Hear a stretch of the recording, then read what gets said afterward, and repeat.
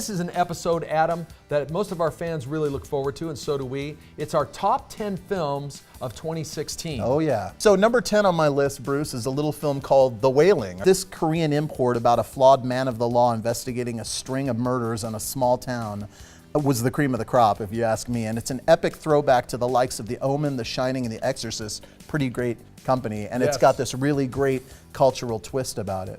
Number 9 on my list, in my opinion, the best animated feature of the year. I think you're going to be surprised, or maybe not. Kubo and the Two Strings. As much as I love Moana and Zootopia and a lot of the other animated movies out. So Kubo and the Two Strings is not only a beautiful animated tale of youthful adventure, it also deals with heady themes that kids and adults alike can relate to. Above all, though, this is a glorious piece of art about the power of art itself. Really, really loved it.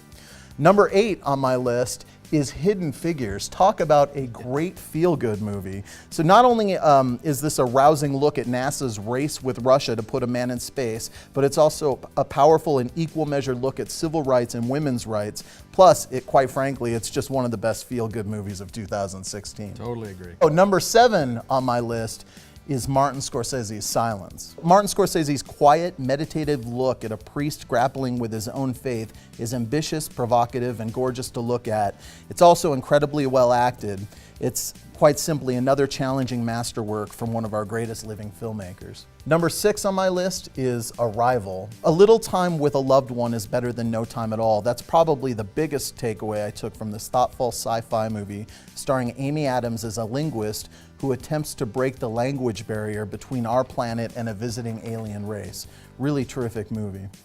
Number 5 on my list is a terrific coming-of-age story called Hunt for the Wilder People. I absolutely adore this movie and I wish more people would seek it out. This is a hilarious coming-of-age survival story from the director of What We Do in the Shadows. It features one of 2016's strongest duos in the form of young Julian Dennison and a cantankerous Sam Neill as the man watching over him. Number 4 on my list is Hacksaw Ridge. Mel Gibson, the director, was back in a big way in 2016. This is a stunning war film about a man who would go on to save several lives on a World War II battlefield without firing a single weapon. Pretty inspirational. Number 3 on my list is Hell or High Water, perhaps the best written movie of the year from Taylor Sheridan, who also wrote Sicario, and this is his directorial debut.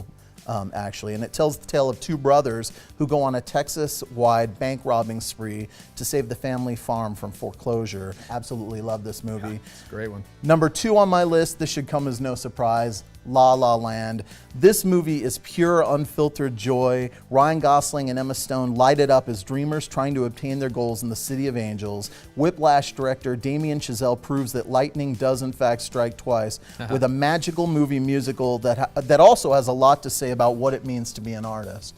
And drum roll please, number 1 on my list, Sing Street. Ah, good choice. I mean, this movie, what can I say that we haven't already said about this movie? If you would have told me that 2 of my favorite movies of 2016 would be musicals, I would have said that you were crazy. John Carney, who also directed Once, has created an infectiously likable coming-of-age story that tells the tale of a teenager in 80s Dublin who uses the power of music to rise up against his oppressors and win over the girl of dreams. Bruce, I absolutely love this movie. It may not be as technically astute as La La Land. I don't care. I just loved it. That's a great list, Adam. I'm going to start with my list of the top 10 films of 2016. If there was a theme for all of the films that finished in my top 10, Adam, it would be extraordinary heroes. Let's see if that follows. Number 10 is Patriots Day. Peter Berg fashions a gripping recount of the Boston Marathon attack of 2013, and both Adam and I love this film. Number 9 is Arrival. It's not your average alien contact film. It's mysterious, maybe even a little spiritual. Good choice. Number 8 is Rogue One. I think it surpassed even die-hard Star Wars fans like me for breaking new artistic ground. Exactly what a spin-off should do. Number 7 is Moana. Disney had a banner year, and Moana had the songs, the story, and the heart of some of the classic Disney musicals. And newsflash, I even liked it more than Frozen. Wow, it's fantastic. Number 6 is Fences. Maybe because I'm a theater guy, I was drawn to this intense adaptation of August Wilson's stage play. with powerhouse performances by Denzel Washington and Viola Davis. Maybe August Wilson is the hero in that film Tour de for me, force right? performances. Number 5 is Lion. This incredible true story of the little 5-year-old getting separated in Calcutta from his family and somehow surviving shook me, and I thought about it for weeks. Number 4, Sing Street, a film that we've been talking about all Yay! year. I loved every second of this story about an Irish boy's first love and his determination to be a rock star. So Another great. home run for So director great. John Carney.